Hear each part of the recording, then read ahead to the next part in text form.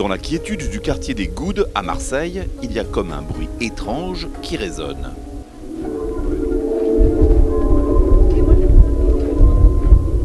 Plantée au sommet des Calanques, une surprenante installation distille des sons tout à fait inédits.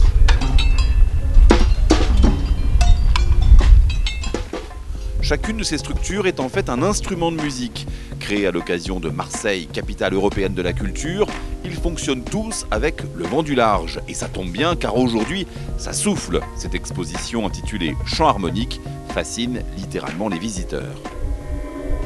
Étant petit, je suis né au Goudes. J'avais le bruit des mâts, des voiliers. C'était assez musical par les jours de Mistral. Et là, quand je suis arrivé là, que j'ai entendu cette musique, ça m'a rappelé un peu mon enfance, mais beaucoup plus agréablement. Ces trucs-là, on l'appelle comment? Les calebasses. Les calebasses, et oui, ça c'est attirant et ça fait un drôle de bruit. Peut-être pour un ancien château, ça serait rigolo pour faire peur.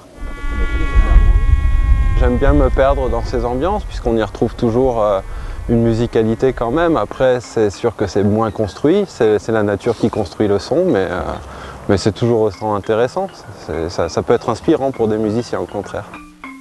Pierre Sauvageau est le créateur de cet ensemble hétéroclite. S'il a choisi d'installer ses violoncelles et autres tambours dans les Calanques, c'est pour une simple raison, ici le vent souffle en permanence. Il est assuré d'avoir la matière nécessaire pour faire fonctionner son orchestre, même si ces conditions météo peuvent causer quelques désagréments.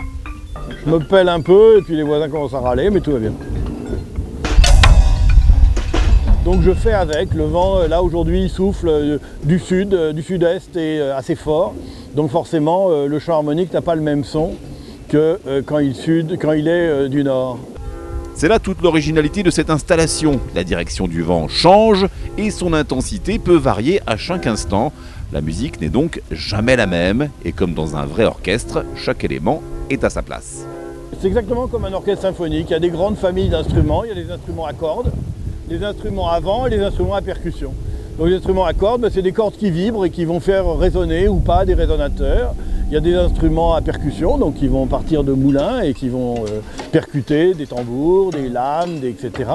Et puis il y a des flûtes qui vont se mettre face au vent, des biseaux qui vont faire siffler des flûtes.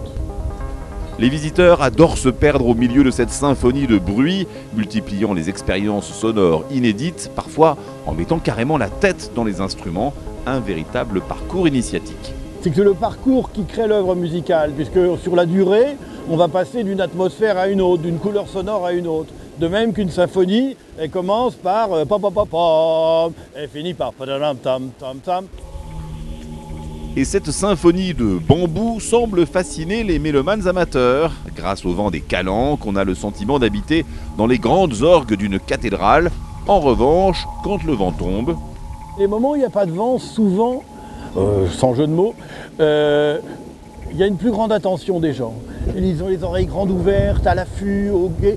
Il y a une petite brise, tiens, il y a un instrument qui bouge, etc. Et ça, c'est une chose qui est quand même extrêmement forte comme ça. Une musique qui vous transporte dans une dimension parallèle. D'ailleurs, dans les Calanques, il n'est pas rare de croiser d'étranges personnages rouges, tout droit sortis d'un roman de science-fiction. Je suis éolienne et nous sommes les gardiens du vent. Aujourd'hui, nous avons bien réussi parce qu'il y a beaucoup de vent aujourd'hui et ça joue bien les instruments, donc nous sommes contentes. Une dernière question reste en suspens. Il est parfois difficile de faire la part des choses entre la musique et le bruit pur et simple. De ces sons de casserole, pourrait-il sortir la cuisine d'une nouvelle conception de l'harmonie?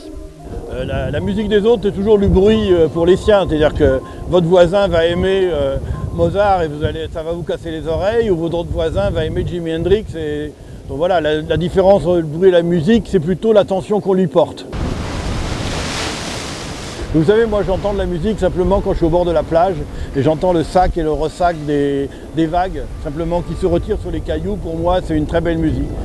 Plus encore que de la musique, c'est bien de la poésie qui a pris possession des Calanques de Marseille.